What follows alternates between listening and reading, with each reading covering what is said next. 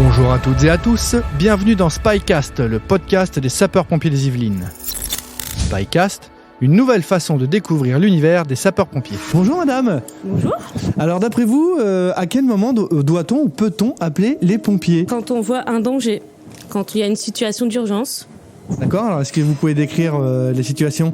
Un étouffement par exemple. Ouais. À part ça ? Un enfant qui se blesse mais qu'on voit que le sang, on n'arrive pas à arrêter le sang.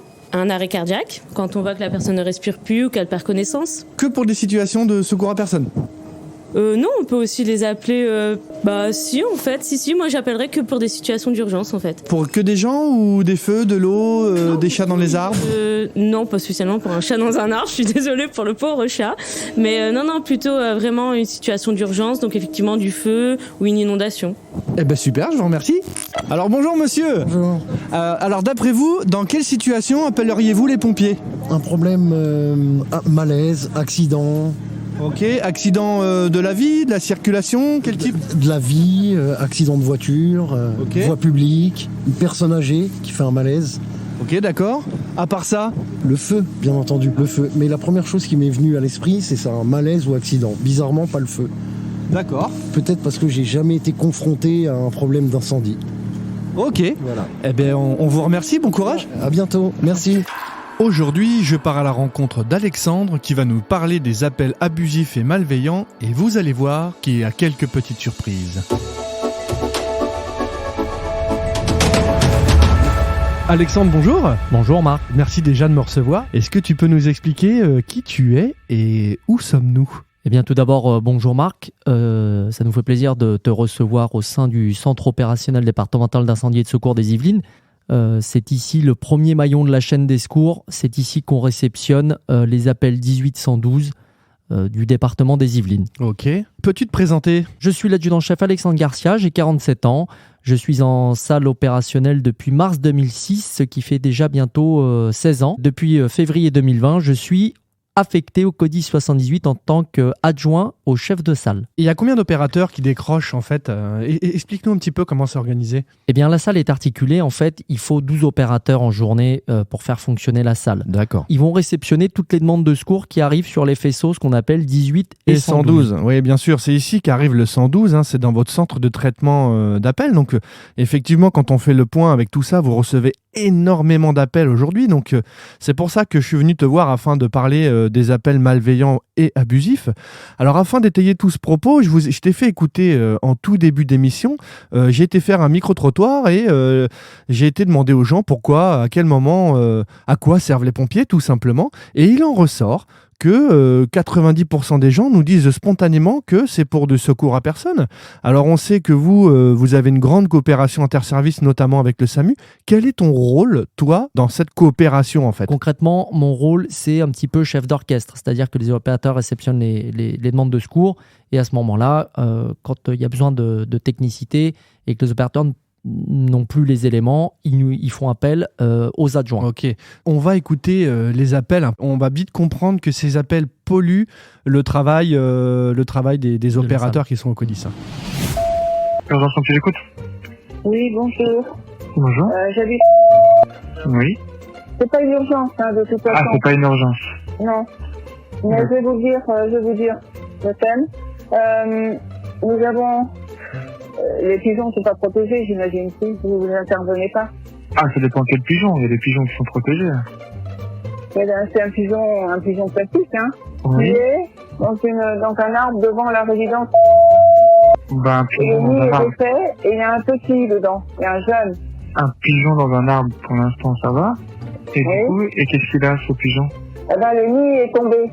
Le nid est tombé. Donc, le jeune pigeon, qui se nourrit pas tout seul, Oui. est Eh ben, souvent. elle va venir le chercher.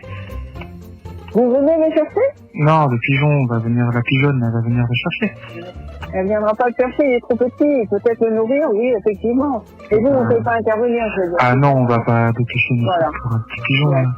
Je comprends très bien, je comprends. Je vous pose la question parce que, on aime les animaux, on aime les oiseaux. Ouais, et je comprends bien, madame. Ouais. Mais là, non, on va pas se déplacer pour ça. Et vous croyez que la pigeonne va venir le nourrir après tout? Oui, je pense qu'elle va le Il retrouver. a des plumes, mais bon, c'est pas... Oui, elle va le retrouver. elle lui donne, je l'ai vu il y a 2 jours, parce qu'il est devant chez nous, il est devant la fenêtre, devant l'immeuble. Donc on suit, hein, je suis pas la seule. Hein. C'est un peu au nom des résidents que je vous appelle. Elle va s'occuper de lui, vous inquiétez pas. Bon, d'accord. Merci de m'avoir écouté en tout cas. Au revoir, madame. Au revoir. Alors, je te regardais en même temps qu'on diffusait ça, je te voyais sourire, et je suis sûr qu'avec ta grande expérience, ça te parle, même si c'est vrai que ça peut paraître... Est-ce que tu peux nous parler un peu de ça, de ton expérience par rapport à ça ? Non, mais oui, c'est pour ça que ça me fait sourire, parce qu'on a effectivement beaucoup d'appels, mais les gens parfois ne savent pas qui appeler, et c'est vrai que le plus simple, c'est malheureusement parfois d'appeler des numéros gratuits. Et pour les gens, ça va. Les pompiers, c'est les gens qui... Oui, bien sûr. Est-ce que les gens, quand ils n'ont pas ce qu'ils veulent, sont agressifs envers vous ? Ça peut arriver parce que forcément, quand on est un petit peu en colère, on veut tout de suite une solution. Et parfois, c'est la solution de facilité, c'est de composer le 18 ou le 112. Parce qu'on rappelle aussi que les gens ne connaissent malheureusement pas aujourd'hui les numéros de téléphone.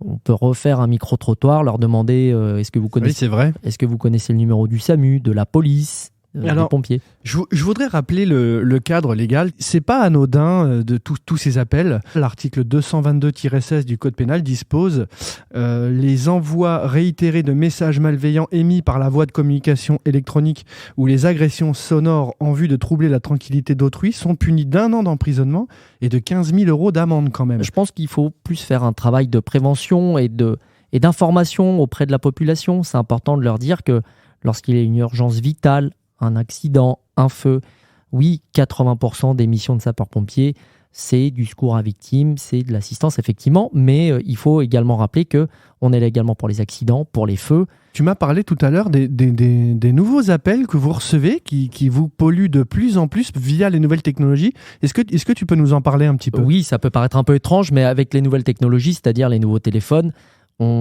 on trouve maintenant des smartphones, forcément, c'est le futur. Donc parfois, quand on met un téléphone dans sa poche, si on appuie trop longtemps sur certaines touches, ça va déclencher les secours. Il y a les nouveaux téléphones qui peuvent déclencher des secours tout à fait. Tout seul. Il y a aussi des montres, tu m'as parlé tout à l'heure ? Oui, tout à fait. Il y a des montres, alors je ne vais pas citer de marque, mais d'une marque très connue, qui détecte les chocs importants et là ça contacte automatiquement les secours. Donc ça tombe directement ici au CODIS. Voilà, ça tombe directement ici. Alors nous on l'a appris un petit peu à nos dépens. Ouais. On a fait remonter ça à notre hiérarchie. Effectivement, après contact auprès du fournisseur de ces montres, il a revu un petit peu les capacités parce que finalement c'est pas qu'on ne veut pas engager de secours, mais faut on ne sait pas pourquoi on engage des secours. Oui, puis vous pouvez pas faire de contre-appel derrière sur ces numéros-là, bien souvent. Non, parce que ça nous dit accident, il faut venir, mais c'est un accident, c'est quoi ? C'est un accident de la circulation, c'est un feu.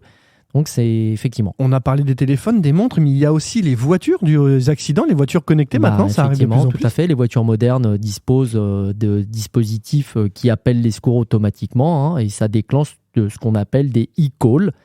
Donc ce sont des véhicules qui envoient des informations à des centres qui sont situés parfois à l'étranger en Europe, notamment parfois en Allemagne, en Espagne. Et on nous dit, voilà, il y a un accident à telle coordonnée GPS et on doit envoyer des secours. Alors, parfois, c'est rien, ce sont des déclenchements intempestifs où les gens appuient sur des boutons. Alors ça marche bien du coup pour le coup, parce que quand on a fait l'appel SOS, ça arrive directement ici. Oui, alors j'ai envie de dire que c'est un mal pour un bien, parce que finalement, des ça gens marche trop bien. Oui, c'est vrai, des gens qui sont en forêt, qui peuvent avoir un accident et...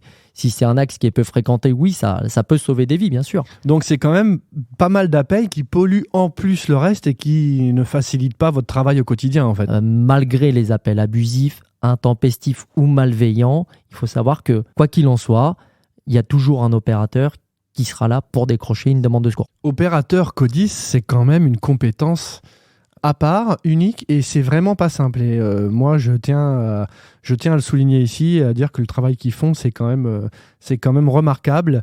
Alexandre, je te remercie pour toutes ces précisions. Merci de m'avoir reçu dans vos beaux locaux ici au CODIS et de m'avoir expliqué comment ça fonctionnait. Ça nous a fait plaisir de te recevoir. Je te remercie et puis je te dis à la prochaine fois. Au revoir. Au revoir, à bientôt. Merci d'avoir écouté Spycast. Retrouvez l'intégralité de nos podcasts sur toutes les plateformes de streaming audio gratuitement.